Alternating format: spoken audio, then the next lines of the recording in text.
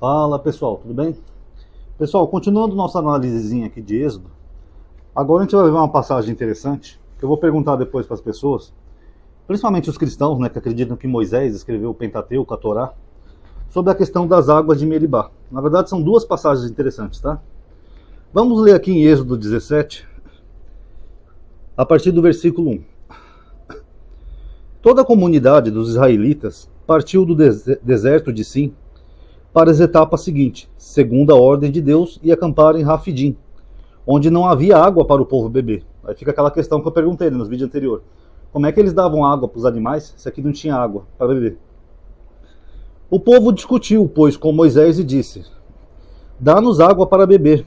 Respondeu-lhes Moisés: Por que discutis comigo? Por que pondes Deus à prova? Ou seja, Moisés fica bravo só porque eles pediram água para beber no deserto, porque eles estavam com sede.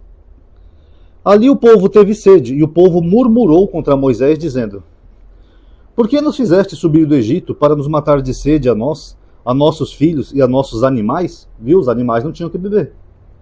Então Moisés clamou a Deus, dizendo: O que farei a este povo? Pouco falta para que me apedrejem.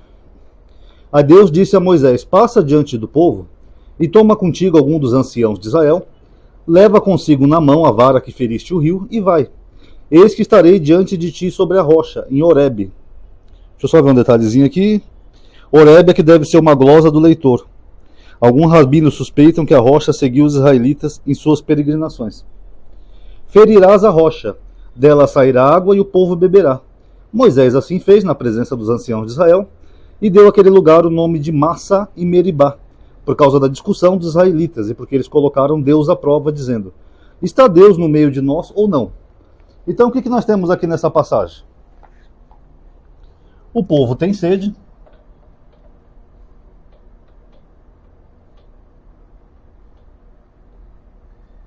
e Moisés fere a rocha para dar água para o povo.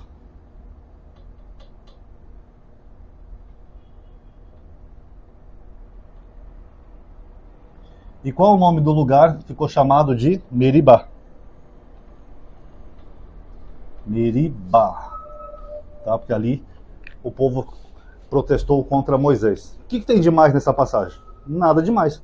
O povo reclamou, pediu água, Moisés falou com Deus, Deus mandou ele tirar água da rocha e pronto. Agora o problema, pessoal, é que quando a gente vai em Números 20, a gente tem de novo essa passagem, só que diferente. Aí fica a pergunta aí para as pessoas que acham que Moisés escreveu a Bíblia. Como é possível que Moisés está duas vezes no mesmo lugar fazendo as mesmas coisas e depois uma passagem que não tinha nada demais vira um pecado? Vamos ler aqui, ó, Números 20, a partir do versículo 1. Os israelitas, toda a comunidade, chegaram no primeiro mês ao deserto de Sim, ao mesmo deserto. O povo permaneceu em Cádiz. Ali morreu Maria e ali foi sepultada. Não havia água para a comunidade. Amotinaram-se então contra Moisés e Arão. E o povo contendia com Moisés. Oxalá tivéssemos perecido, diziam, como pereceram nossos irmãos diante de Deus, porque conduziste a Assembleia de Deus a este deserto, para aqui morrermos, nós e os nossos animais? Por que não fizeste subir do Egito para nos conduzir a esse lugar terrível? Estão vendo que é a mesma passagem? É lugar impróprio para semeadura, sem figueira, nem vinha, nem romãzeiras, e até mesmo sem água para beber. Moisés e Arão deixaram a assembleia, vieram à entrada da tenda da reunião, prostraram-se com face em terra, e apareceu-lhes a glória de Deus. E Deus falou a Moisés e disse: Toma a vara e reúne a comunidade, tu e o teu irmão Arão. Em seguida, sob os olhos dele, dize a esse rochedo que dê as suas águas. Fará, pois, jorrar água desse rochedo, e darás de beber à comunidade e aos seus animais. Moisés tomou a vara de Deus, como lhe havia ordenado. Moisés e Arão reuniram a assembleia diante do rochedo, e em seguida ele lhes disse: Ouvi agora, rebeldes, farei nós jorrar água para vós deste rochedo? Moisés levantou a mão e com a vara feriu o rochedo por 2 vezes, e a água jorrou abundantemente, e a comunidade e os seus animais puderam beber. Então Deus disse a Moisés e Arão: Visto que não credes em mim, de modo a me santificardes aos olhos dos israelitas, não farei entrar essa assembleia na terra que lhe dei. Essas são as águas de Meribá, onde os israelitas contenderam com Yahvé, e onde manifestou-lhes a santidade. Aí eu pergunto, qual foi a falha de Moisés aqui se é exatamente a mesma passagem? Deus falou que Moisés não santificou ele. A única diferença nesse texto aqui é que Deus mandou Moisés falar a rocha, e ele falou à congregação. Ó, falai a rocha. Aí Moisés falou à congregação, ele bateu na rocha 2 vezes e saiu água. Mas é a mesma passagem, é o mesmo lugar, tem até as mesmas frases. Por que nos fizeste sair do Egito para morrer de sede aqui? Então é a mesma passagem. Então por que o Moisés, que seria o autor da Torá, do Pentateuco, na primeira vez ele escreve uma passagem como algo normal, e na segunda vez ele escreve a mesma passagem, mas como algo que causou a ira de Deus, e como se ele tivesse cometido um pecado? Ó, não farei entrar esta assembleia na terra que eu lhe dei. De tão grave que foi o pecado. Agora, qual foi o pecado que está aqui? Só porque ele não falou com a rocha? Olha o que a Bíblia de Jerusalém comenta. Essa falta de Moisés e de Arão permanece misteriosa. Demonstrou Moisés uma falta de fé ao ferir o rochedo por 2 vezes? Isso não se encontra no paralelo de Êxodo 17. Talvez o redator sacerdotal tenha procurado explicar por que Moisés e Arão não entraram na terra prometida. Seria essa a razão que o levou a inserir essa narrativa modificada no versículo 11. Qual que é o 11? Moisés levantou a mão e com a vara feriu o rochedo por 2 vezes. Antes da morte de Arão, no versículo 22. E repeti-la antes da morte de Moisés, em Deuteronômio 32, 51. Segundo Deuteronômio 1,37, Moisés é punido porque o povo se recusou a subir de Cádiz a Canaã. Olha que interessante. De acordo com Deuteronômio 1,37, a punição de Moisés já foi outra. Deixa eu ver se eu acho aqui, Deuteronômio 1,37.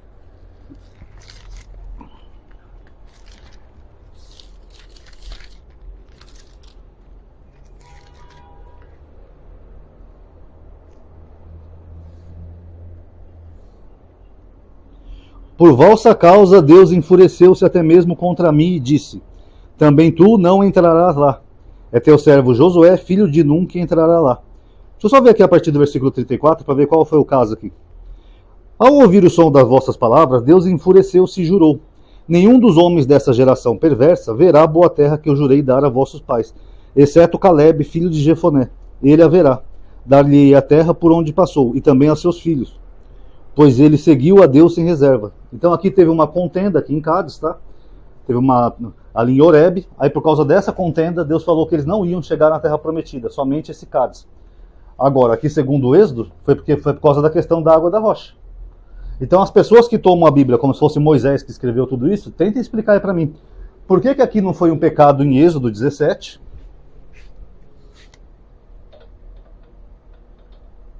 E já aqui em Números 20 foi um pecado ao ponto de Moisés e a congregação não poder entrar na terra de Israel. Não foi Moisés que escreveu tudo? Por que Moisés escreve uma duplicata aqui, repetindo a passagem? Respondo aí, cara. Aí vamos ver os malabarismos de sempre, pessoal. A religião cristã, infelizmente, vive disso. E agora, voltando só aqui para Êxodo 17, tem uma questão aqui que eu acho um pouco patética. Eu vou ler para vocês. Ora, veio Amaleque e combateu contra Israel em Rafidim. Então Moisés disse a Josué: escolhe homens e amanhã sai para combater contra Amaleque, uma guerra, os amalequitas. Eu ficarei no cimo da colina com a vara de Deus na mão. Josué fez o que Moisés lhe dissera para combater Amaleque, e Moisés, Arão e Ur subiram ao topo da colina. Enquanto Moisés ficava com as mãos levantadas, Israel prevalecia. Quando, porém, abaixava as mãos, vencia Amaleque. Como é que é uma guerra assim, a pessoa vence e perde ao mesmo tempo? Estou vencendo, estou perdendo. Guerra, as pessoas morrem, pessoal. Isso aqui não faz o menor sentido. E um rapaz aí me chamou de antissemita por analisar o Êxodo. Não tem nada a ver, tá, pessoal? Estou analisando a Bíblia, a história. Não o povo judeu, o judaísmo, tá? Ora, as mãos de Moisés estavam pesadas, formando então uma pedra. Puseram-na então embaixo dele e ele se sentou. Arão e Ur sustentavam-lhe as mãos, um de um lado e o outro de outro. Assim as suas mãos ficaram firmes até o pôr do sol. E Josué pôs em fuga Amaleque e o seu povo a fio da espada. Então só para vocês entenderem a mística, né, dessa passagem. Moisés ficava assim com a mão para cima. Aí quando ele baixava a mão, porque ele já estava idoso, os israelitas perdiam. Aí ele levantava a mão, os israelitas ganhavam. Como imaginar isso numa situação real, pessoal? Estou ganhando a guerra, matei um, matei outro. Ah, Moisés baixou a mão, estamos perdendo a guerra, morreu um, morreu outro. Aí Arão e Ur, eles ficam segurando a mão de Moisés para eles ganhar a guerra. Fala sério, né, pessoal? Se Deus quisesse realmente que os israelitas ganhassem dos amalequitas, era só ele mandar um fogo, um anjo. Não tinha um anjo do Senhor acompanhando os israelitas pelo deserto? Era só ele mandar o anjo lá e acabar com os amalequitas.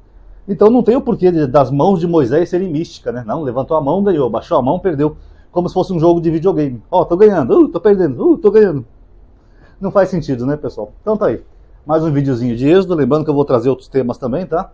Podem até sugerir ou perguntar nos comentários, que fiquem à vontade, tá bom? Espero que tenha dado para entender. Quem gostou, dê, por favor, um like no vídeo, que isso ajuda a aumentar a atividade e alcance. Ativa o bendito sininho. Obrigado a todos que assistiram. Paz a todos.